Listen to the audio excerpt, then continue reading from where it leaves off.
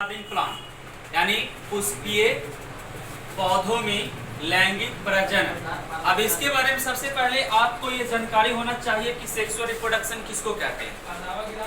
Main ये वाला points है, ठीक है, कि सेक्सुअल रिप्रोडक्शन कहा जाता है किसको, लैंगिक प्रजनन किसको कहते हैं। इसका डेफिनेशन आप लोग पढ़ कर क्या है कि प्रजनन की वह विधि जिसमें नर और मादा दोनों का पहचान होता हो, मेल और फीमेल दोनों का पहचान होता हो, उसे सेक्सुअल रिप्रोडक्शन यानी लैंगिक प्रजनन कहा जाता।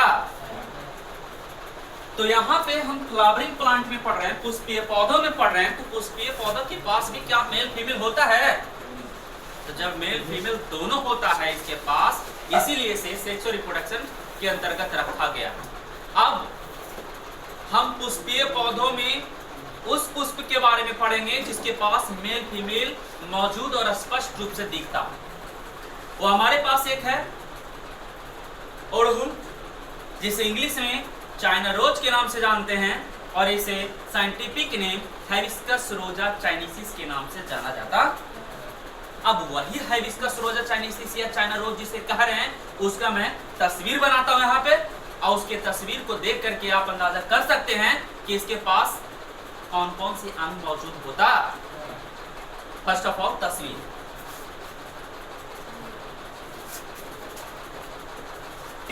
एक ये चाइना रोज है,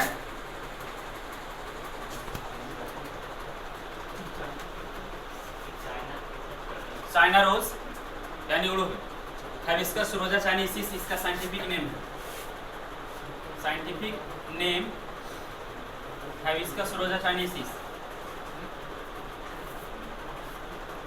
रोजा चाइनीसिस, हाइबिस्कस रोजा चाइनीसिस। फर्स्ट ऑफ ऑल पॉइंट्स में याद रखना है कि इसके साथ हमेशा एक पत्ती निकलता है जिसे ब्रैक या सहपत्र कहते हैं। इसके जो डंठल रूपी होती है, जिस पुष्प के पास होता है इस प्रकार का डंडा निकला हुआ, तो उसे सहवृंतीय पुष्प कहते हैं, और जिसके पास नहीं होता है उसे अवृंतीय पुष्प कहते हैं। ठीक है, तो इसके पास निकला हुआ है इसलिए सहवृंतीय पुष्प यानी पुष्प वृंत इसको बोला जाता है। पेडिसल के नाम से जानते हैं। ये ओवरी अंडाशय कहलाता है, और ये भाग जो होते हैं इसे कैलिक्स या जलपुंज कहते हैं, और ये भाग जो है तो कोरोला के नाम से जाना जाता है, कोरोला के नाम से जाना जाता है, जिसे बाह्यदल पुंज कहते हैं। साथ में ये वाला जो भाग है इसे स्टाइल या वर्तिका कहते हैं, और ये वाला भाग को एंड्रोशियम यानी कुमंग कहते हैं, और इसको कहा जाता है स्टिग्मा या वर्तिका। यहाँ पे पॉइंट्स को नोट करना है कि इसके पास जितने भी अंग है, यानी 1 2 3 4 5 6 7 8 पार्ट्स इसके पास मौजूद हैं। केवल 8 नहीं है, इसके अंदर और भी खोलेंगे और भी इसको एक एक पार्ट्स को काट करके देखेंगे तो बहुत सारा चीज निकलेगा। लेकिन पुष्प में जो जरूरत होनी चाहिए वो जरूरत ऊपर से दिखने वाला ये सब है, और इसके बारे में बारी बारी से पढ़ते जाएंगे कि ब्रैक किसको कहते हैं, पेडिसल किसको कहते हैं, कैलिक्स किसको कहा जाता है, कोरोला किसको कहा जाता है, एंड्रोशियम किसको कहते हैं, गाइनिशियम किसको कहते हैं। इन सभी चीजों को बारी बारी से पढ़ते जाएंगे और देखते जाएंगे। ओके, केवल अड़हुल के पुष्प के बारे में नहीं, इस दुनिया में जितना भी पुष्पीय पौधे हैं, जितने भी पुष्पीय पौधे हैं, उन सभी पुष्पीय पौधों के बारे में बात कर रहे हैं। उसमें लैंगिक प्रजनन यानी सेक्सुअल रिप्रोडक्शन होता है। अब लैंगिक प्रजनन यानी कि सेक्सुअल रिप्रोडक्शन होने के लिए किसी भी पौधे में पुष्प का निकलना बेहद जरूरी माना जाता है। यो इसलिए क्योंकि उसके पास जब ये फूल निकलेंगे और इस फूल से फल का निर्माण होगा, और उस फल से बीज का निर्माण होगा, और वो बीज फिर से पौधे को दे सकता है, पौधे बना सकता है, पौधे को जन्म दे सकता है, पौधे को आगे बढ़ा सकता है, उसके प्रजाति को, उसके वंश को आगे ले जा सकता है। तो ये पुष्प का काम है, यानी किसी भी पुष्पीय पौधों में पुष्प का निकलना बेहद जरूरी माना जाता है। उनमें से कुछ विशेष अंग उस पुष्प के पास मौजूद होते हैं। वो विशेष अंग जैसे में आप देख सकते हैं, सबसे पहला विशेष अंग के रूप में हम बता रहे हैं, तो विशेष अंग के रूप में इसके पास कैलिक्स हो गया जी। विशेष अंग के रूप में कोरोला हो गया, और विशेष अंग के रूप में एंड्रोसियम हो गया, विशेष अंग के रूप में गाइनेशियम हो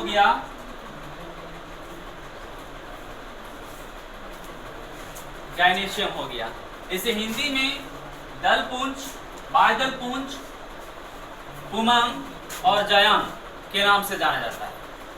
क्या केवल इन्हीं अंगों के माध्यम से ये पुष्प बना है? नहीं ना, इसके अलावा और भी अंग है, जैसे सहपत्र, जैसे पुष्पवृंत, जैसे में अंडाशय, जैसे में स्टाइल, स्टिग्मा, ये सभी अंगों से भी मिलकर के बना हुआ है ना। अब उन्हीं अंगों के बारे में, तो ये कुछ विशेष प्रकार के अंग थे, और इसके अलावा कुछ और भी अंग है जो इस पुष्प में पुष्प को परागित करने के लिए जिम्मेदार होता है, यानी पुष्पीय पौधों में। तो उन सभी पुष्प के प्रत्येक अंग को बारी बारी से हम लोग पढ़ते जाएंगे। सबसे पहले आते हैं हम ब्रैक्ट के बारे में, सहपत्र के बारे में। सहपत्र किसको कहा जाता है? तो सहपत्र का परिभाषा कहलाता है कि वैसा पत्ती जो पुष्प के साथ निकलता, वैसा पत्ती जो पुष्प के साथ निकलता हो उसे सहपत्र कहते। इस सहपत्र का परिभाषा हो, ब्रैक्ट का परिभाषा हुआ, यानी कि वैसा पत्ती जो पुष्प के साथ निकलता उसे सहपत्र कहते हैं। ओके, अब आते हैं हम पुष्पवृंत के बारे में, पेडिसेल के बारे में। तो पेडिसेल किसको कहेंगे? तो इसका कहलाता है कि किसी भी पुष्प के वह भाग जो पुष्प के साथ निकलता हो उसे सहवृंत पुष्प कहते हैं, और जिस पुष्प के साथ यह मौजूद नहीं रहता हो उसे अवृंतीय पुष्प कहा जाता। यानी इसका संरचना बिल्कुल हरे डंडे की आकार का होता है, यानी कि डंठल की आकृति के होते हैं, इसलिए इसे पुष्पवृंत के नाम से जाना जाता। यानी पुष्पवृंत दो प्रकार के मैंने बताया, एक पुष्प सहवृंतीय पुष्प और एगो आवृंतीय पुष्प। सहवृंतीय पुष्प के मतलब हो गया कि जिस पुष्प के साथ पुष्पवृंत लगा रहे, जिस पुष्प के साथ ये डंडा मौजूद रहे, डंठल मौजूद रहे, उसे सहवृंतीय पुष्प कहेंगे। कोपेडिसेल एक हो गया आपको आवृंतीय पुष्प, तो वैसा पुष्प जिसके पास ये डंठल मौजूद नहीं रहता हो उसे अवृंतीय पुष्प कहा जाता। अब इसके अलावा यदि हम चलते हैं कैलिक्स के पास, तो कैलिक्स में पॉइंट्स को याद रखिएगा कि इसका संरचना या इसका रंग हरा होता है। इसका कैसा रंग? एक ही हरा रंग का होता है। और इसमें पॉइंट्स को याद रखिएगा कि ये हरा रंग होते हैं, लेकिन ये बाहर से होते हैं, एक डब्बा की आकृति का होता है जिसमें अंडाशय मौजूद होते हैं, जिसके पास अंडाशय मौजूद रहता है, और इसी कैलिक्स से कोरोला बाहर की ओर निकलता है, इसलिए बाह्यदलपुंज और इसे दलपुंज कहते हैं। यदि हम इस कैलिक्स के एक भाग की बात करें, एक यूनिट की बात करें, इसके पास पूरा 5 गो होता है, 1 2 3 4 5 होते हैं कैलिक्स का इकाई, और उसमें से एक इकाई को कहा जाता है सेपल। कैलिक्स के एक इकाई को सेपल कहा जाता है। कैलिक्स के एक इकाई को, यानी कि 1 यूनिट्स को, 1 यूनिट को कहा जाता है सेपल। क्या कहा जाता है? सेपल कहा जाता है। तो इसके एक भाग को कह रहे हैं हम सेपल। इसका रंग हमेशा हरा होता है, इसके पास क्लोरोफिल मौजूद होते हैं, इसलिए वो हरा होता है। लेकिन अब चलते हैं हम बारीक कोरोला के पास। तो कोरोला क्या है?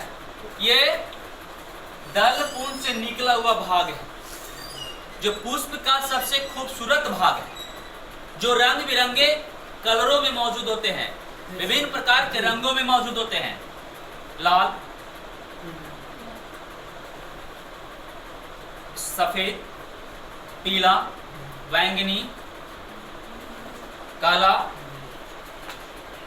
ब्लू, नीला, यानी कि विभिन्न रंग के मौजूद होते हैं।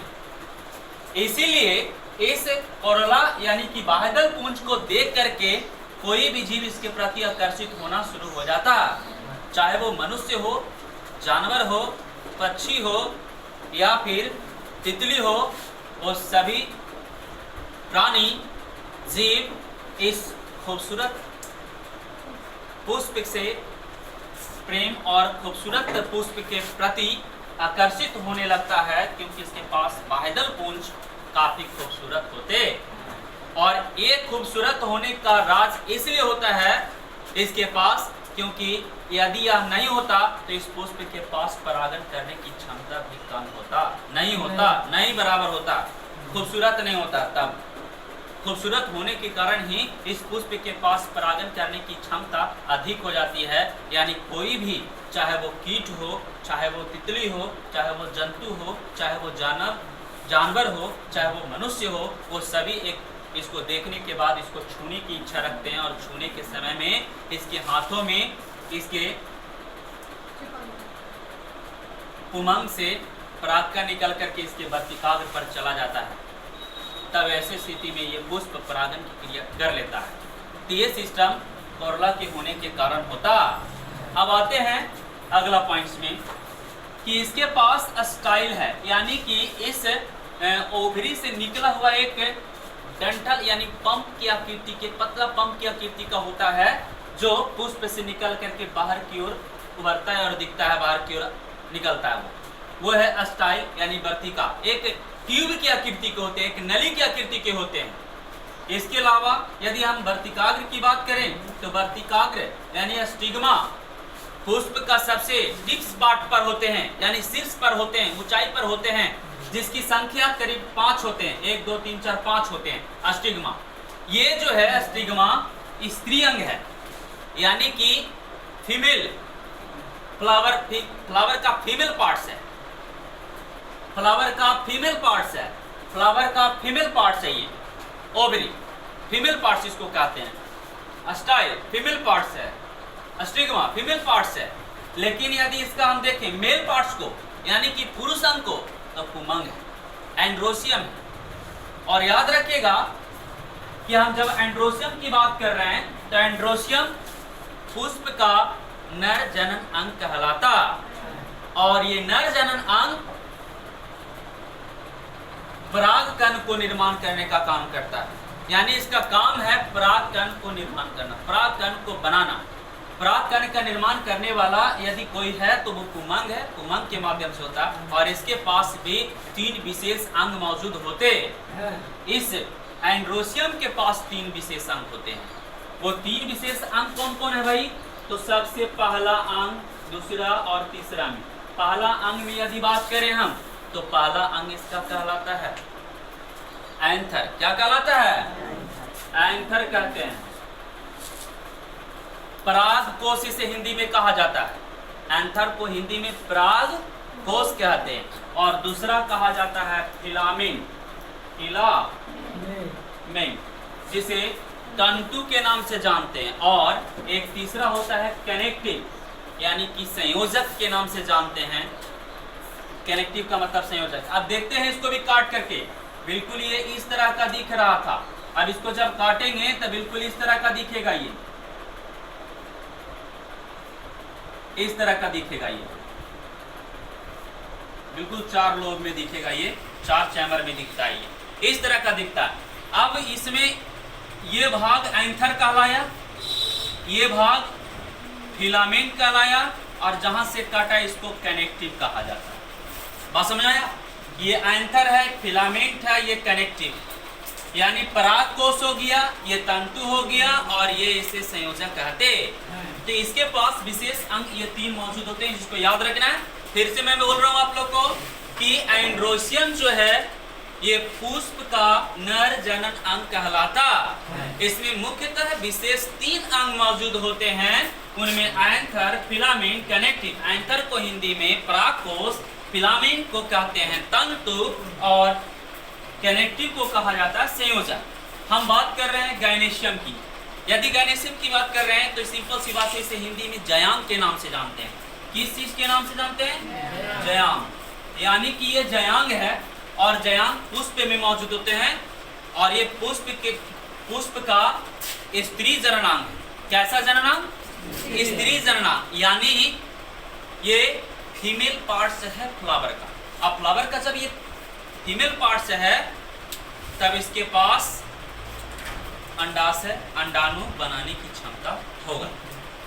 यानी कि इसके पास भी मुख्यतः विशेष 3 अंग मौजूद होते हैं। कितने अंग? 3 अंग। सबसे पहला अंग ओवरी,